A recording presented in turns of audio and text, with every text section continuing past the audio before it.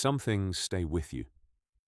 Not the nightmares, not the headlines, the small things. A knock at the door, the wrong name, a man with no car. I was living alone. A small rental house just outside of town. One story, dead-end road, 5 houses total. Most nights, nothing but silence. I worked from home, freelance graphic designer, so I rarely left. Rarely had visitors, and the ones I did have, they always texted first. That's what made the first knock so strange. 8:45, Thursday night. I was watching TV when I heard it. 4 firm, deliberate knocks. I muted the TV, sat still, told myself I'd imagined it. Then came 2 more. I moved to the peephole, a man, mid-30s, dark jacket, baseball cap. He was holding a cardboard box, medium-sized, cradled in both arms like it was meant for someone.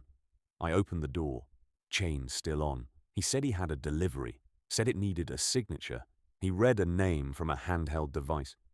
It wasn't my name. I told him he had the wrong house. He looked at his screen and read back my exact address. There was a pause. Then he said it must be an error, apologized, turned and walked away. I watched him go. There was no vehicle, not on the street, not anywhere. He came back the next night. Same time, almost to the minute. This time I didn't open the door. I spoke through it, told him I wouldn't sign. He stood there longer than he should have, eyes moving slowly across the front of the house. Before he finally left, I told myself it was nothing. I was wrong. The 4th night, it changed. Knocking started at the side of the house first, then the front door. When I checked, he was there again. But this time he wasn't carrying anything. No box, no device.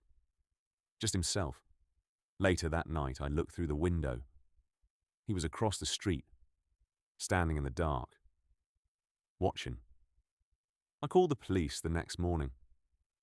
They listened carefully, then told me what they suspected. This was someone checking occupancy. If no one answered, he'd mark it as empty. Come back later, with a crew. That night I sat in the dark and waited. The knocking started again. I didn't move, didn't breathe too loud. Then, the back door. Someone was turning the handle, trying to get in. I called 911, but there wasn't just one of them. I could hear them, moving between the doors, footsteps on gravel, whispers I couldn't make out. And then, a sound I will never forget. Metal, scraping against the doorframe. And then, silence. Complete silence. Police arrived and found pry marks on the back door.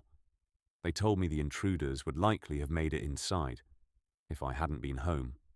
A few days later, the man was arrested. He'd been posing as a delivery driver for months, visiting homes, noting who answered, who didn't. The ones that stayed quiet long enough became targets. I moved out 3 months later, packed everything I owned and left without looking back. And now I never answer unexpected knocks at night. Not ever. Because some deliveries were never meant to reach you.